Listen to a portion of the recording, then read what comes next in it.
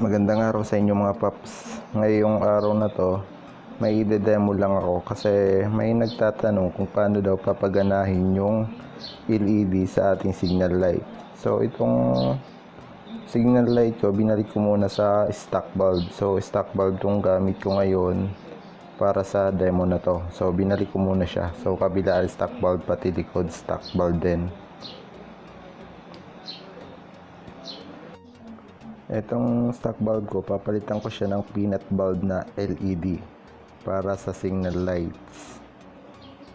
May nagtatanong kasi, nagpalit siya ng LED sa signal light, ba't daw nag-hazard? So, isa lang ang solusyon dyan mga paps. So, ayan, okay yung signal light natin sa stock bulb. So, try natin to palitan ng LED na signal light.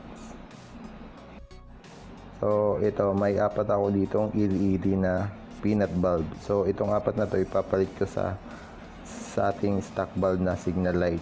Magkabilaan siya. Bali, apat ang kailangan nating LED na peanut bulb. So, ito, LED na peanut bulb sa harap. Papalitan muna natin. Try muna natin palitan yung harap. Harap na signal light ng ating LED. So, kailangan ko muna tanggalin tong stock bulb natin. Papalitan ko siya ng LED. Pag sinalpak nyo itong LED at di gumana, baliktarin nyo lang para gumana siya. So, salpak na natin siya. So, ayan mga paps, nasalpak ko na yung LED natin, napalitan ko na yung stock bulb.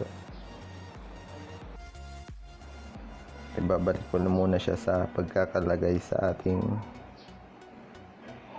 lens. Tapos itong kabilang signal light natin, papalitan ko rin siya ng LED. So ito siya. Tanggalin ko lang tong stock bulb, papalit ko tong LED na peanut bulb natin. So ayan, okay na mga paps. Pinalitan ko muna yung harap, mamaya saka ko napapalitan yung likod. Try muna natin paganahin kung okay ba siya. Ayan mga paps, napalitan ko na yung harap na signal light natin ng LED. So, try natin paganahin yung ating signal light. So, yung likod natin, stock bulb pa rin siya. Hindi ko pa siya pinalitan ng LED. Ngayon, try natin i-signal light ng left side. So, ayan mga paps, okay pa siya. Hindi siya nag-hazard. Yung likod, okay. Gumagana yung signal light natin na stock bulb. Tapos yung indicator natin sa panel gauge, okay. Gumagana rin. Ngayon, try naman natin mag-signal light sa right side. So, ayan mga paps. Signal light sa right side. Panel gauge natin sa indicator, okay. Tapos, okay yung LED na signal light. Tapos tingnan natin yung likod na stock bulb. So ayan, gumagana rin siya. So okay pa siya mga paps. Ngayon naman, try natin palitan yung stock bulb natin sa likod. So kailangan natin tanggalin yung stock bulb niya. Papalitan natin ng LED siya ngayon. So mangyayari, magiging apat na LED na yung ating signal light. So kailangan ko lang tanggalin tong stock bulb natin. So ito mga paps, so ito yung stock bulb natin. Papalitan na natin to ng LED na peanut bulb. So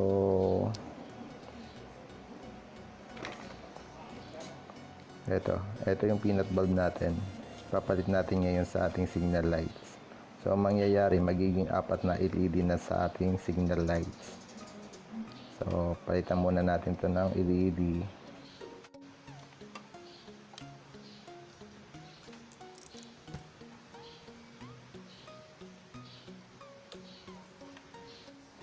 So ayan mga paps, napalitan ko na ng LED yung ating signal light sa likod. So ngayon, testing natin. Mag signal light tayo sa left side. So tingnan natin yung likod. Ayan mga paps, nag-hazard na siya. Tingnan natin yung harap kung hazard din yung signal lights natin. So hazard din siya mga paps. So subukan naman natin signal light sa right side. So signal light natin sa right side, yan. So ganun pa rin siya mga paps, nagha-hazard pa rin siya. Yung harap hazard din, nagha-hazard yan. So ang solusyon dyan mga paps, sa panel gauge natin may indicator na signal light dito, yan.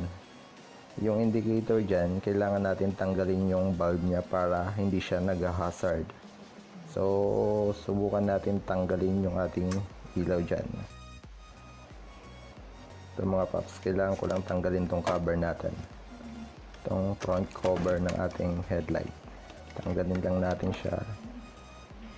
Tapos dito na tayo paps, ito yung indicator natin dito sa panel gauge, yung signal indicator natin.